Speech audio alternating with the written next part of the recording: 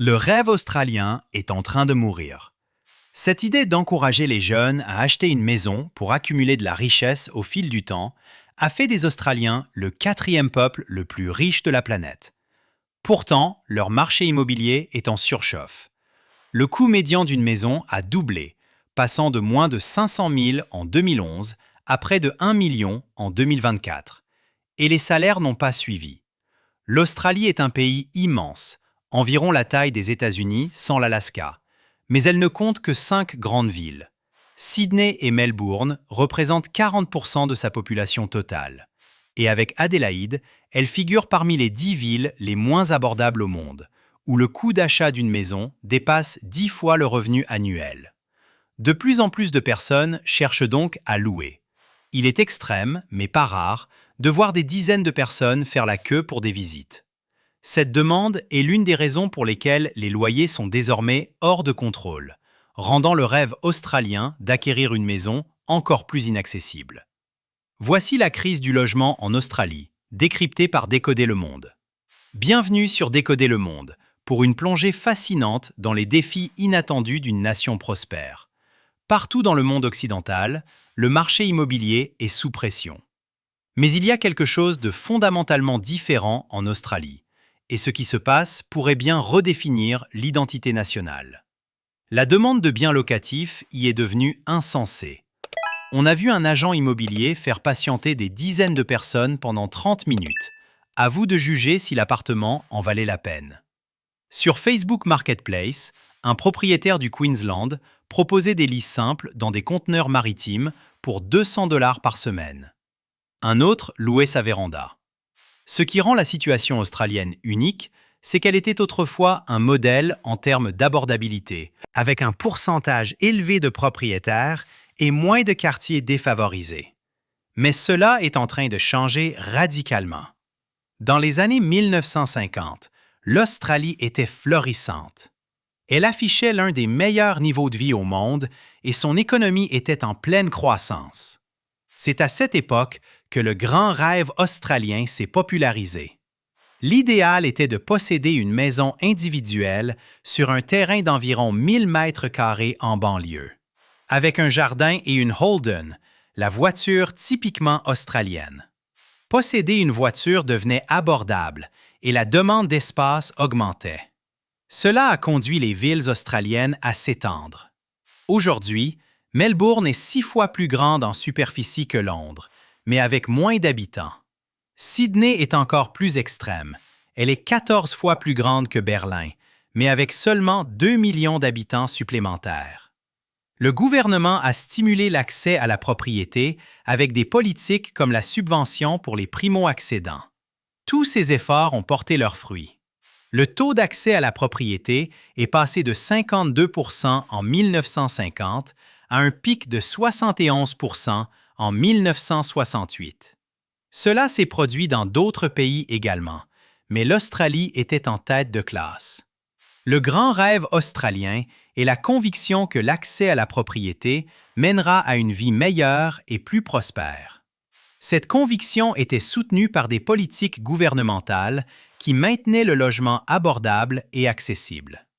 Avant de plonger dans ce renversement spectaculaire, il est essentiel de comprendre comment le logement est devenu une partie fondamentale du mode de vie australien.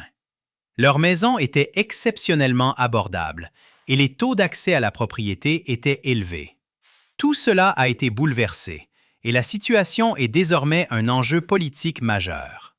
Les politiciens et les commentateurs avancent des dizaines d'explications qui correspondent à leurs objectifs politiques. L'année 2025 étant une année électorale, la tension monte. Mais revenons un peu en arrière. Où les choses ont-elles réellement mal tourné?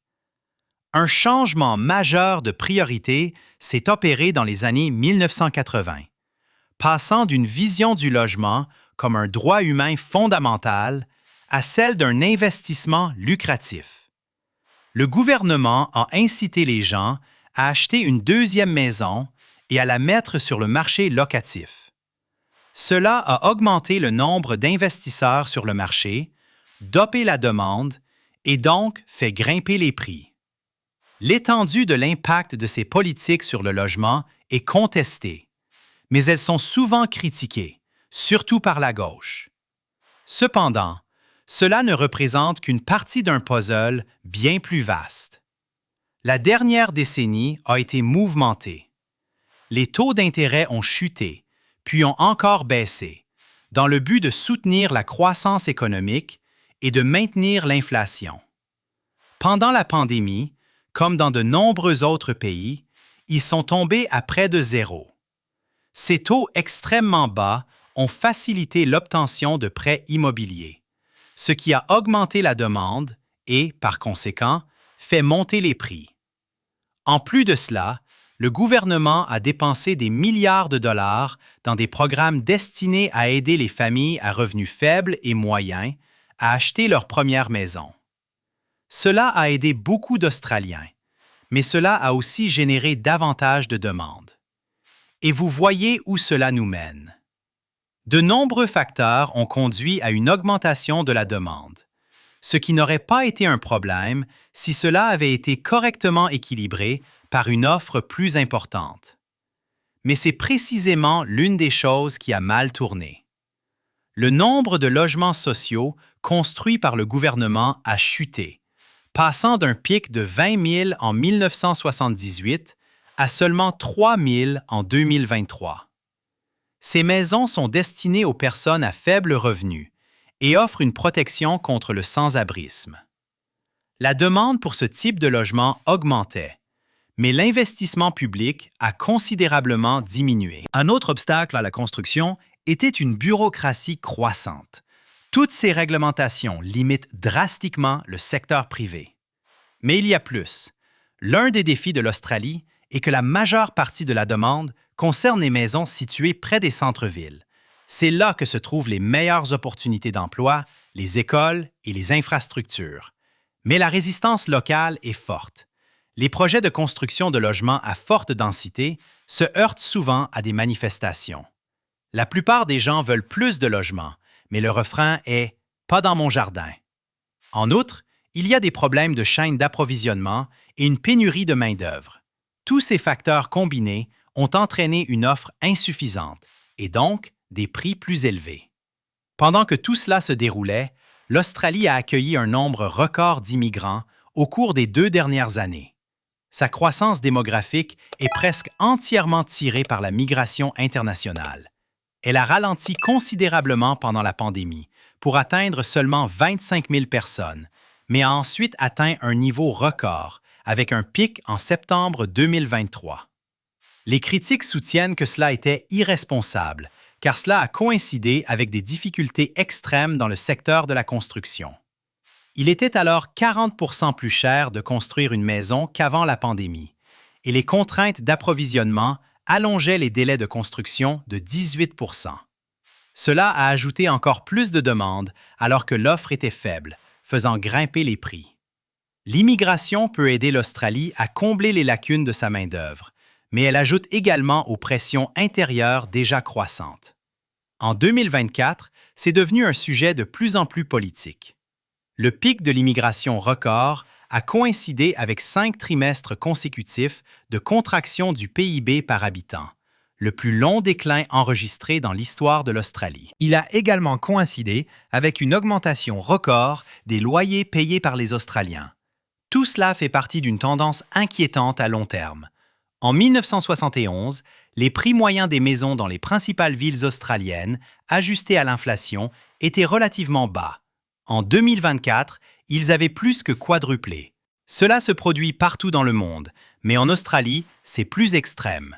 En 1987, une maison en Australie coûtait 2,8 fois le revenu annuel, de manière similaire à d'autres pays. En 2019, ce chiffre était passé à 6,9 fois, dépassant les États-Unis, le Canada et le Royaume-Uni. Mais en 2023, il a atteint 9,7 fois le revenu annuel, le plus élevé au monde après Hong Kong. Le grand rêve australien de posséder une maison et d'accumuler de la richesse au fil du temps devient inaccessible. Un travailleur à temps plein au salaire minimum dépense désormais en moyenne 68 % de son revenu pour le loyer. Cela rend impossible d'économiser pour un acompte sur une maison. Cela augmente le nombre de personnes qui seront toujours locataires, tandis que les propriétaires deviennent incroyablement riches. La crainte est que cela ne crée une société à deux classes, des propriétaires aisés contre des locataires défavorisés. En 2025, des élections auront lieu. Le Premier ministre Albanese se concentre sur l'offre. En 2024, il a annoncé un plan de 32 milliards de dollars pour faire face à la crise du logement. Au centre de ce plan se trouve l'objectif de construire 1,2 million de nouveaux logements au cours des 5 prochaines années. Mais ces critiques sont sceptiques. La Banque de réserve d'Australie a déjà augmenté les taux d'intérêt pour les ramener presque à leur niveau de 2011. Cela rend les prêts immobiliers plus chers et devrait entraîner une baisse de la demande. Le débat sur les allègements fiscaux est relancé, tout comme celui sur l'immigration. Il ne s'agit pas d'un seul de ces problèmes, ni de tous. Il s'agit d'équilibrer l'offre et la demande. Et cela peut être fait de nombreuses façons. On pourrait réduire l'immigration en acceptant tout le bon et le mauvais que cela apportera, et la demande diminuerait. On pourrait également réformer les restrictions de planification et en accepter les conséquences, ce qui pourrait stimuler l'offre. Il n'est ni possible ni souhaitable d'inclure tous les facteurs et toutes les possibilités dans un débat sur le logement. C'est pourquoi les politiciens et les commentateurs simplifient souvent les problèmes en quelques points de discussion qui résonnent auprès de leurs électeurs et de leurs spectateurs. Cela se produit bien sûr partout dans le monde, mais l'Australie est unique en ce sens qu'elle est passée d'un marché du logement parmi les meilleurs et les plus abordables à l'un des pires et des moins abordables. Et peut-être nulle part ailleurs, l'accès à la propriété n'est-il aussi intimement lié à l'identité nationale. Un sondage récent a posé la question. Pensez-vous que posséder votre propre maison fait partie du mode de vie australien? Et 93% ont répondu oui. À la question complémentaire, êtes-vous préoccupé par votre capacité à acheter une maison au cours de votre vie? 68% ont répondu beaucoup ou un peu. Il appartient désormais aux politiciens de convaincre les Australiens de la meilleure façon de résoudre ce problème. Mais il y a au moins un certain consensus parmi les économistes. Dans un sondage récent, la plupart ont convenu d'assouplir les restrictions de planification et de fournir davantage de logements sociaux. Il y a également un soutien pour le renforcement des lois fiscales qui stimulent l'investissement immobilier et pour la réforme de la manière dont les États perçoivent les taxes sur le logement.